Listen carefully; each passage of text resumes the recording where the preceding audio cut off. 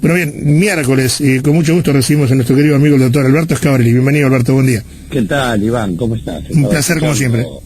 Un placer para mí. Bueno, tenemos que comenzar con el reporte del tiempo, para compensar el que vos diste. Bueno, por acá, por Montevideo, mucho frío y mucho sol. Así que, en realidad, estamos casi compensados. Estaba escuchando la noticia que has dado, que también le hace a la, siendo esas las circunstancias, le hace a la profesionalidad policial, ¿no? Sí. Que también a veces tanto hay comentario crítico, es muy importante, que siempre duele perder una vida, pero lo que está claro es que la autoridad pueda tener capacidad de defenderse para defenderlo. Sí. Es muy importante, digo, ¿verdad? Porque además es una barrera, aumenta las defensas en estos tiempos de virosis, respecto a lo que es la facilidad de acción de los delincuentes. Saber el delincuente que hay capacidad de resistencia, cuando estamos con el tema del delito organizado, genera dos reacciones muy estudiadas. Hay una primera que es inhibitoria, ¿verdad?, de que reduce. Y hay una segunda que a veces es muy compleja y que en el mundo se trabaja muchas veces, que es el incremento de la capacidad de daño del delincuente actuando en grupos más grandes o con mayor capacidad o mayor alevosía. Por eso estas cosas son, hay que tenerlas siempre muy presentes, y si se comprueban todas estas circunstancias, hacer lo que se hace siempre, el reconocimiento al funcionario que no solo salvó su vida, sino que además repelió la agresión. Claro. Que sí. Era además un arma más en poder del delito, ¿no? Que si se lo hubieran quitado.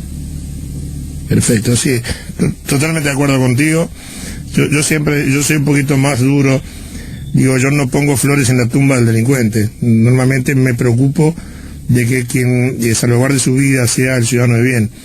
El que sale a la calle con intenciones de robo, arma en mano, aplica aquello, el que hierro mata, hierro muere, ¿no? O sea, No, es evidente, es decir, además es una regla de oro en todas las policías del mundo, ¿verdad? Es decir, hay algunos principios de algunas policías de algunos países que yo a veces he comentado con las fuerzas policiales, etcétera.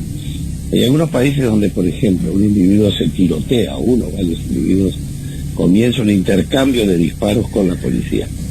La policía normalmente, en esos países, sobre todo en Europa Central, hace lo que se llama un fuego de contención, ¿verdad?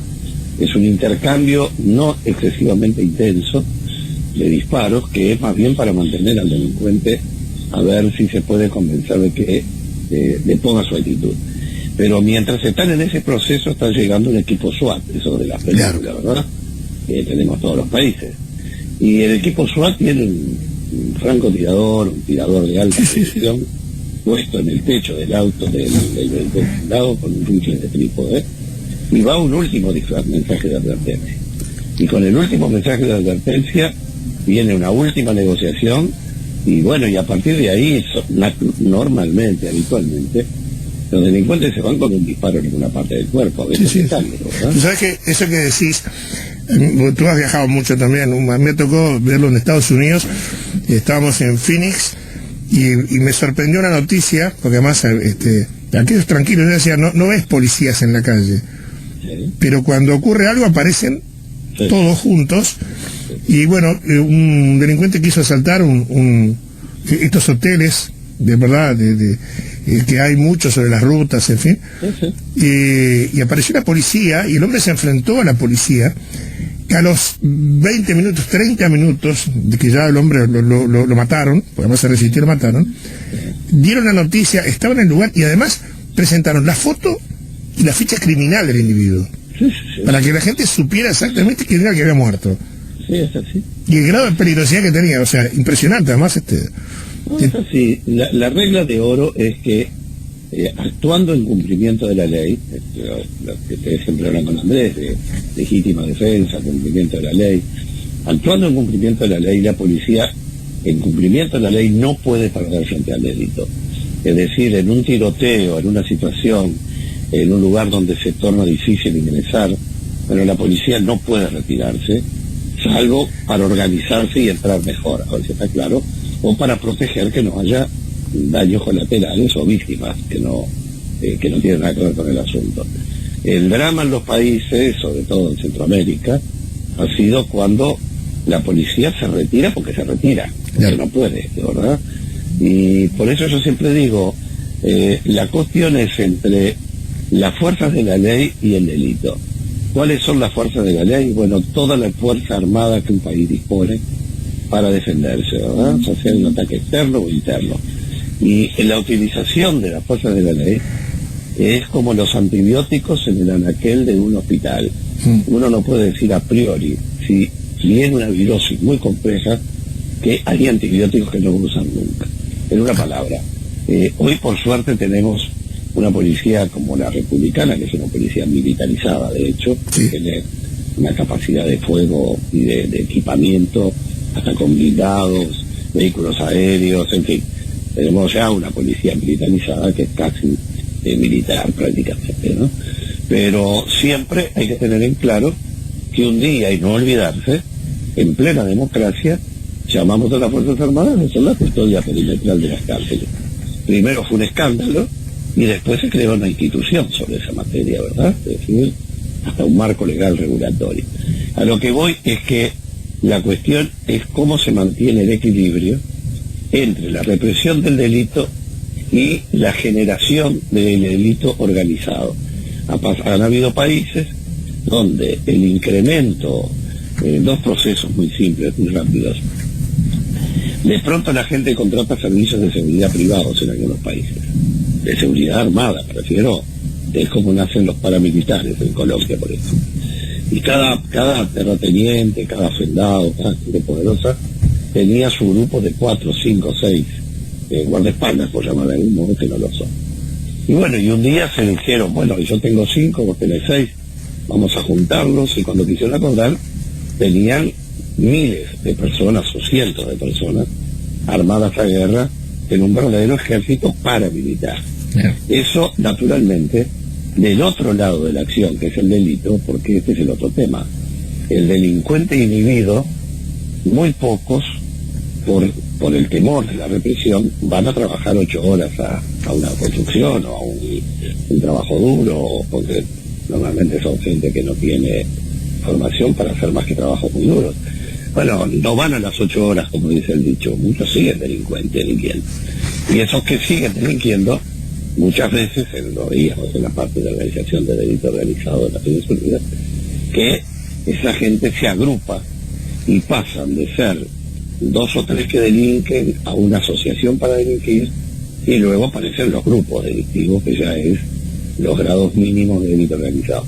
Un tema impresionantemente intenso, pero que parte de la base de que todo está construido sobre el valor y el cumplimiento de la ley de en quienes confiamos y quienes ponen su vida y su seguridad al servicio de la paz pública, que es lo que se trata, ¿no? Bien. Alberto, es un tema apasionante pero sí, me gustaría encarar otros hoy, que también son importantes, porque estamos en un momento donde se está tratando ni más ni menos que el presupuesto. Sí, y eso tiene que ver con todo. Y con todos. Es un momento muy especial, porque además es la primera vez que yo recuerde que la ley de presupuesto fue precedida por la ley de urgencia. A ver, me cambiaste el micrófono al lugar. A ver. Ahora sí. Digo, que es la primera vez que tenemos la ley de presupuesto que, como dijimos al principio, tuvo antes la ley de urgente consideración, ¿verdad? La ley de urgente consideración significó la base filosófica o la base política de muchos artículos que a veces formaban parte de la discusión propiamente presupuestal, en muchísimos temas, ¿verdad? Lo estamos viendo ahora con esto de los pases en comisión en el MIDE, por ejemplo, sí, por ejemplo. Para poner un ejemplo.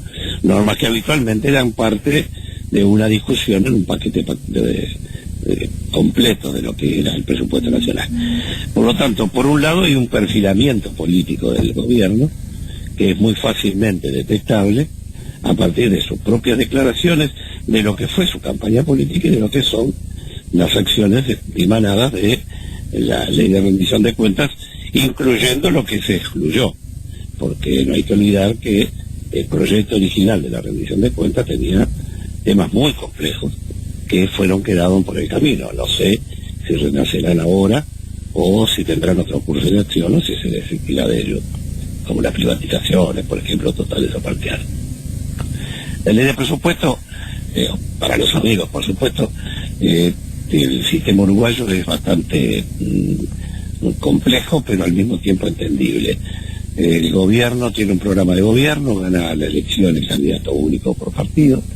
Ese candidato único forma gobierno, en este caso primero formó coalición para ganar la elección y ahora formó gobierno con aquella coalición electoral que siempre es muy complejo. Por lo tanto, ahí cada uno debiera ceder algo y se desdibujan un poco las imágenes originales. A partir de eso se hace la ley de presupuesto, que tiene que presentarse en los 6 primeros meses, o sea, entre el 1 de marzo tiene que entrar, ahora antes del 1 de septiembre, al Parlamento Nacional para que dure 5 años. El presupuesto en Uruguay, desde la Constitución del 66, es un presupuesto por programa. Es una de las cosas más interesantes porque parte de la base de que se tiene un plan de gobierno a cumplir y ese plan se traduce en un programa que dura 5 años. Pero como el futuro es imprevisible, cada año hay una rendición de cuentas, la famosa ley de rendición de cuentas, y balance de ejecución presupuestal. Lo que sucede es que, aprobada esta ley de presupuesto, dura 5 años, pero no es inamovible. Cada año hay que rendir cuentas de cómo se ejecutó y al mismo tiempo se introducen rectificaciones, modificaciones. Y en Uruguay hemos tenido desde rendiciones de cuentas de artículo único, en las que no se modificaba nada, pero se informaba todo, hasta verdaderas nuevas leyes de presupuestos incluidas dentro, y algunas con temas que no tienen nada que ver con el presupuesto nacional. Esta ley de presupuesto es particularmente compleja por el momento que vive el país. Realmente yo tengo una enorme preocupación porque veo que el país en algunos temas, y en este que voy a mencionar, estamos yendo a contramano de lo que sucede en el resto del mundo. Claro.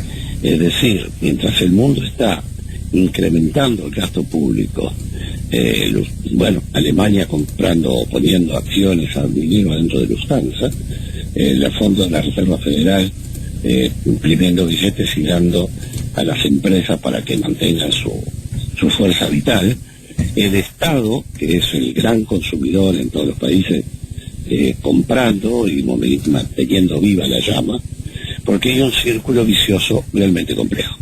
Y el círculo vicioso es que lo que se consume genera tributos, y ese tributo alimenta al Estado, y alimenta al Estado, pero también alimenta el crédito público, y a su vez alimenta el consumo del público. Es un círculo, ¿verdad? Es un círculo absolutamente virtuoso que durante muchos años se descreyó de él. Ustedes se acordarán que se hablaba que el mercado interno no tenía importancia, y Uruguay se destacó, fue de los primeros, diría yo, del mundo, que se destacó, a pesar de su tamaño poblacional, en mantener un mercado interno con capacidad adquisitiva que hizo que muchísimas empresas nacieran o se desarrollaran y luego se tornaran en exportadoras. Es decir, el mercado interno cada día es más importante, que en definitiva es la capacidad de compra y el nivel de crédito que una población tiene, ¿verdad? Bueno, si el Estado achica sus procesos de inversión pública, hasta del gasto público, bueno, el primer impacto puede ser decir, bueno, gastamos tanto menos, miren qué bárbaro, ¿verdad? Ahora, como ese gasto es un gasto ilícito, que era comprar cosas, desde un sillón de escritorio hasta un vehículo, no sé, lo que se les ocurra, evidentemente alguien dejó de percibir el producto de esa venta y por lo tanto tiene menos capacidad de consumo y por lo tanto al no consumir paga menos IVA, por ejemplo, y al pagar menos IVA el Estado recauda menos. Entonces, a mí me preocupa mucho es una grosería lo que voy a decir, pero es el tijeretazo de esto, ¿verdad? Es decir, yo creo en los procesos progresivos. Siempre digo a todos los amigos, lo vengo diciendo hace años, porque me parece que es bastante gráfico. Cuando alguien tiene que bajar de peso, puede hacer un tratamiento inteligente, puede tener un tratamiento progresivo, cuidar un plan de dieta, etcétera. O esos mismos 5 kilos que tiene que bajar, amputarse un brazo o una pierna. Y va a la balanza y va a 5 kilos menos, no tenga duda. Lo que me refiero es que este presupuesto excesivamente restrictivo que aparentemente vendría, yo creo que no va a ser sostenible en el tiempo, porque el mundo está yendo en dirección contraria. Y yo parto de la base que cuando uno va en dirección diferente a donde van todos los demás países importantes con enorme capacidad de conocimiento, bueno, tiene que pensar si no será uno que va contra mano, ¿verdad? No, sí.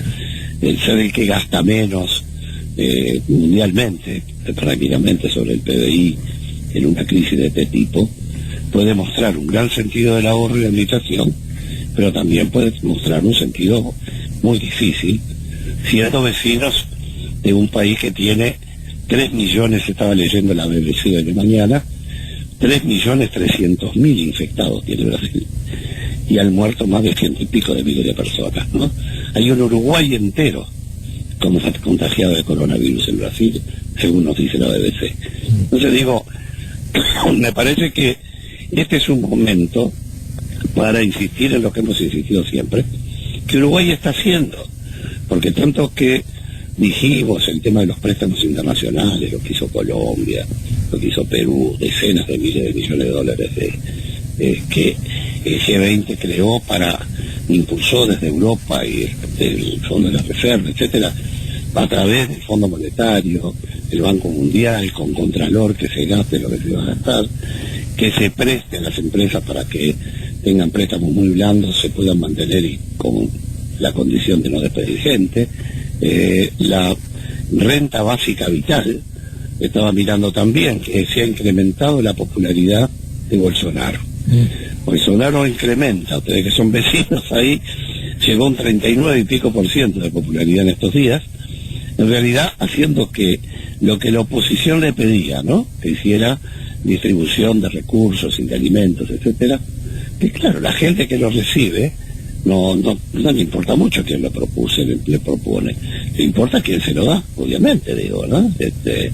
Entonces, lo que quiero decir es que más allá del talento y las virtudes que los uruguayos tenemos en muchos temas, sin duda yo creo que habría que poner las barbas en remojo y decir, darse cuenta que el panorama no es el que tradicionalmente manejamos en los presupuestos, y vaya si a uno le ha tocado manejar muchos, de distintos aspectos, tanto del Parlamento como del Poder Ejecutivo, de las empresas autónomas, pero lo que está claro es que este es un mundo totalmente nuevo, donde el rol del Estado es fundamental y donde el cuidado de las variables puede tener mucho contenido ideológico, pero no puede cortarse el flujo de dinero que permite la cadena de consumo, como he dicho, porque al mundo y al país le falta plata, ¿eh?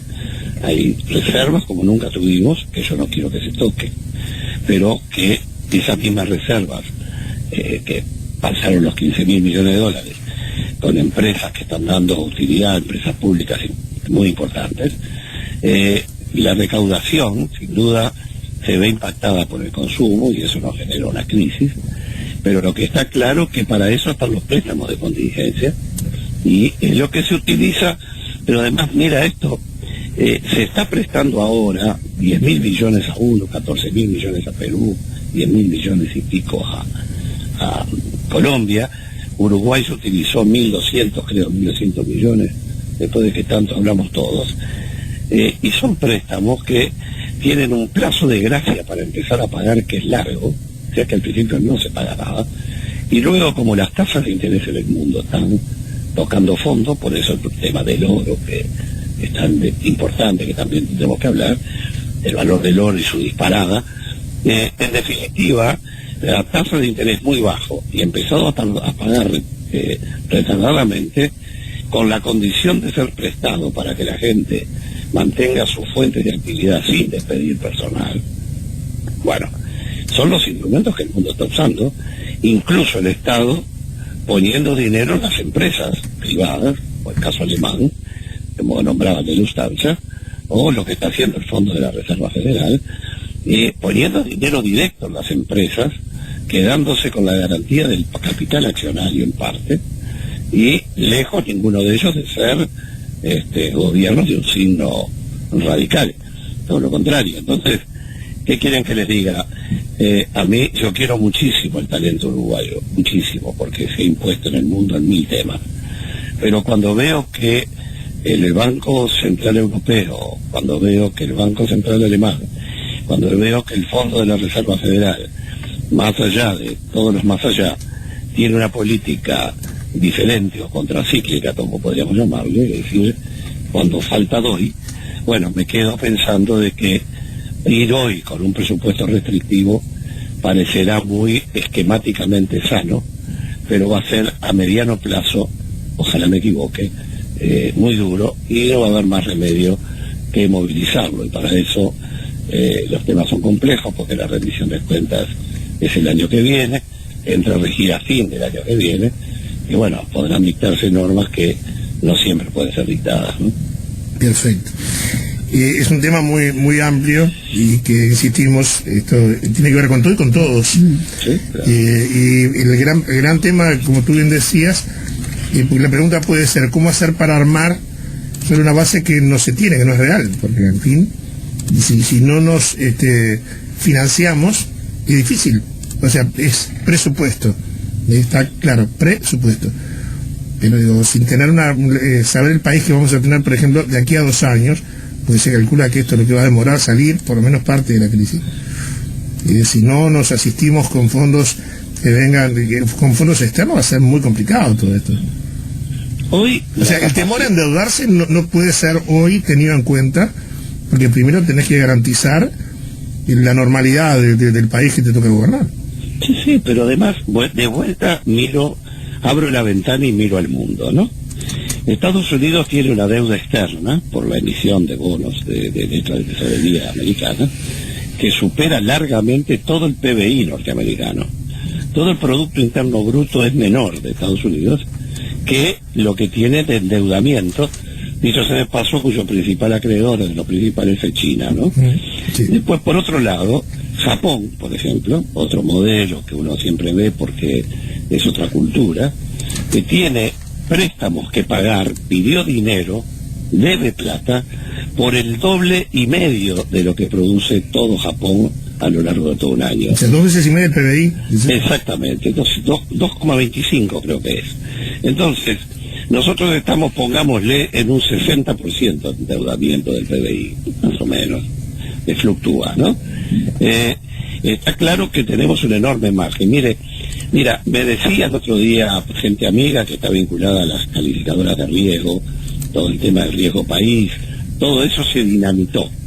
Olvidémonos, ya las calificadoras de riesgo tenían muchas culpas que pagar, ¿verdad? Sí. Pero bueno, vamos ahora al presente, que han sido muy apretadas, comprimidas por los organismos de crédito.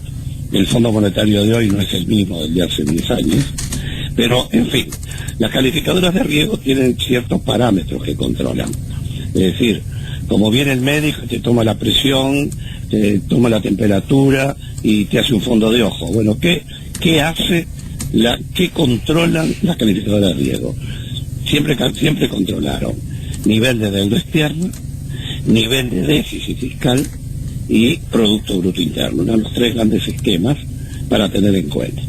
Hoy el déficit fiscal, del que tanto nosotros nos desmelenamos, y hay países que lo tienen mucho más alto que nosotros, dejó de ser un factor de regulación.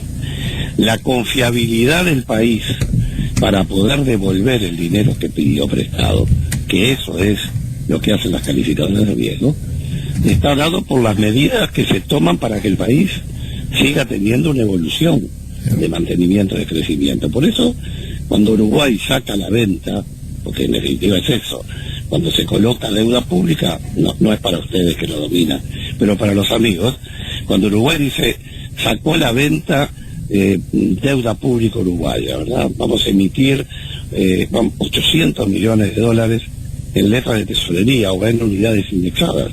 Otra cosa muy importante, Uruguay ahora tiene mucha deuda que no paga en dólares, sino en moneda uruguaya indexada por inflación.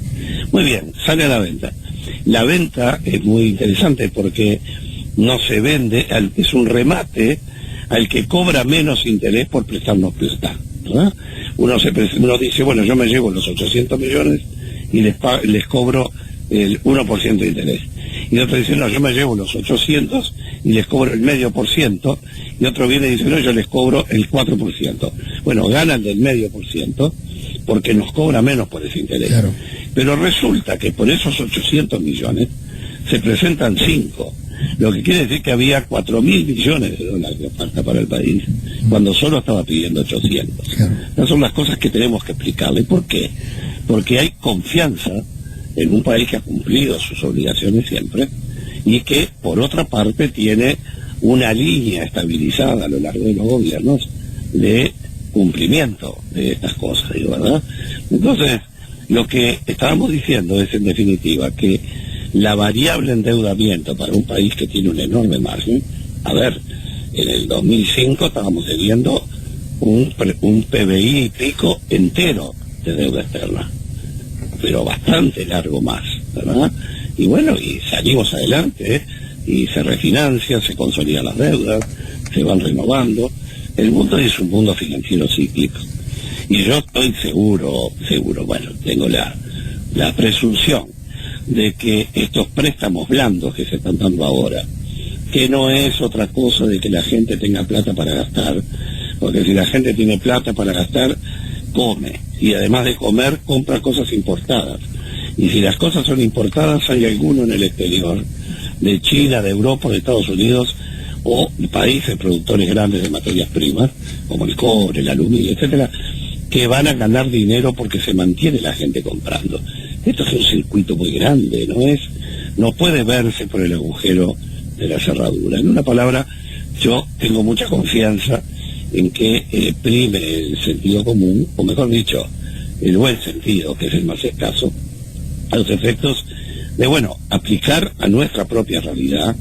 Nadie conoce la realidad como el que está sentado en el gobierno, pero también es cierto que a tan pocos meses de gobierno, tampoco los que estuvimos nos olvidamos de cuál es la realidad. Por eso entonces creo que hoy el tema es tener una concepción humanista, como todos tenemos, no tengo duda, pero creo que hay que ir a asegurar la renta básica. Yo creo que estamos lejos de haber superado nuestros riesgos, y bueno, ya estamos en un número de muertos que no esperábamos, y pegado a este vecino que tiene 3.300.000 contagiados, ¿no? Entonces, creo que en definitiva hay que ayudar a que esto funcione. Siguen habiendo cosas que no entiendo, pero bueno, como los niños chiquitos entrando al jardín de infantes a las 8 de la mañana, no puedo entender el invierno. Pero bueno, son las realidades que nos toca vivir, y hay mucha satisfacción, hay que reconocerlo, porque los resultados uruguayos son buenos en este tema, ¿verdad? Pero son tan buenos como provisorios, y todos queremos que sean buenos y permanentes, ¿no? Alberto, un gran placer como siempre. Un abrazo grande y estamos en contacto.